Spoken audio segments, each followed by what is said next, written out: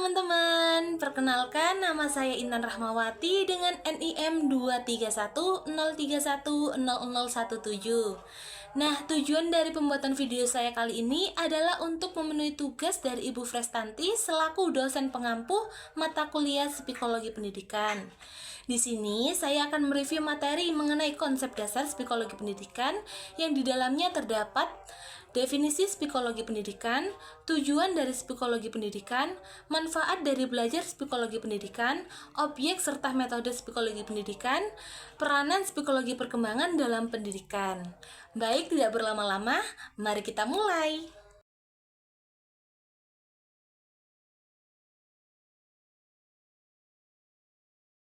Baik, mari kita mulai dari definisi psikologi pendidikan.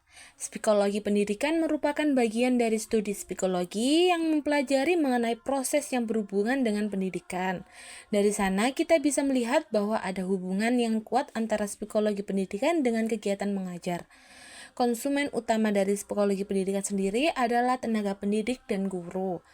Mereka dituntut untuk menguasai bidang ilmu ini dalam menjalankan fungsinya untuk menciptakan kegiatan proses belajar mengajar yang efektif. Tujuan dari psikologi pendidikan adalah untuk membantu para siswa dalam keberlangsungan pembelajaran. Selain itu juga membantu siswa dan guru untuk mampu mengetahui bakat dan minat para siswa, mengetahui kemampuan dan kelebihan apa saja yang dimiliki oleh peserta didik dan potensi yang dimiliki oleh siswa tersebut.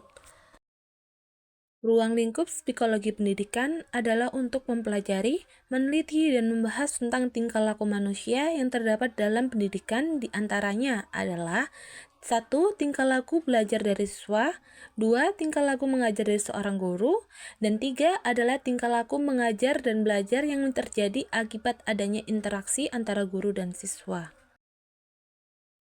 Ada beberapa manfaat dengan kita mempelajari mengenai psikologi pendidikan, di antaranya adalah yang pertama adalah memahami perbedaan siswa. Setiap siswa memiliki kepribadian yang berbeda-beda, dan kita sebagai guru perlu untuk memahami perbedaan karakteristik setiap siswa dalam tumbuh kembangnya. Pemahaman tersebut dapat menghasilkan interaksi antara guru dan murid dalam mewujudkan pembelajaran yang efektif. Manfaat yang kedua adalah menciptakan pembelajaran yang kondusif.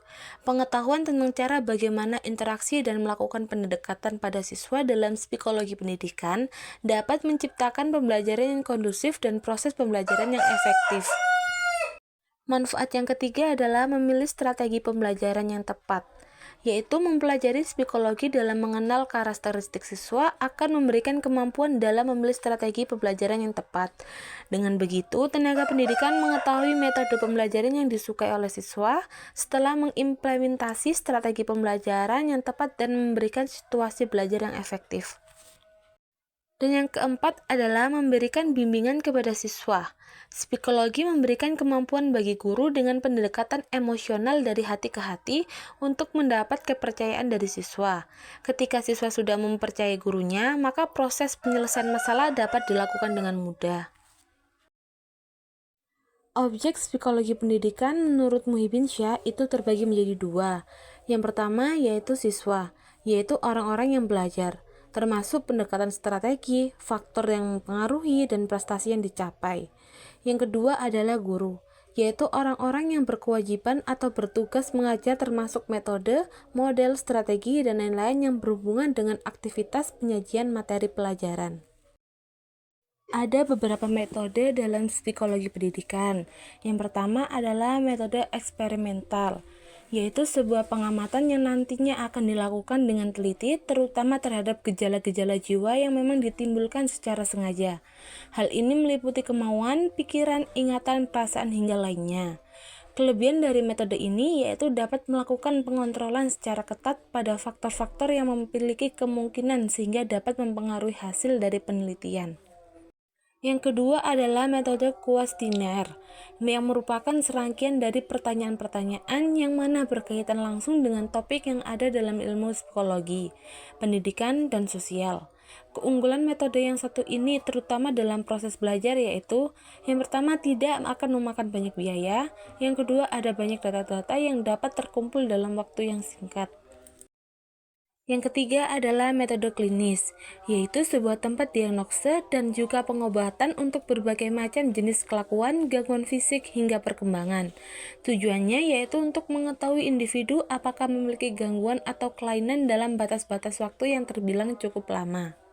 Yang keempat adalah metode introspeksi, yaitu merupakan metode penelitian yang mana akan dilakukan dengan cara mengamati ke dalam diri sendiri. Tak hanya itu, dalam metode ini nantinya juga dapat melihat kondisi mental seseorang dalam waktu tertentu yang meliputi perasaan, motif-motif yang ada dalam diri seseorang hingga pikiran. 5. Metode studi case merupakan catatan mengenai pengalaman seseorang, baik itu penyakit yang pernah dia derita, lingkungan, pendidikan, hingga perawatan. Peranan psikologi perkembangan dalam pendidikan.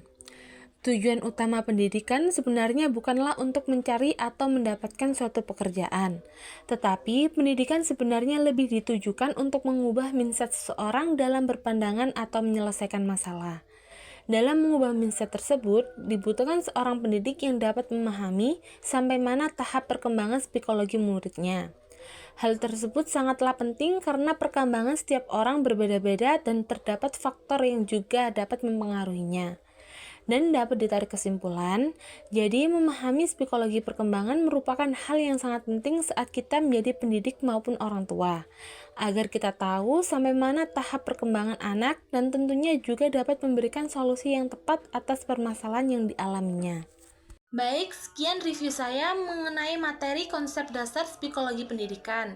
Jika sekiranya ada kesalahan kata, kalimat, maupun informasi, saya mohon maaf yang sebesar-besarnya. Sekian, terima kasih dan sampai jumpa lagi.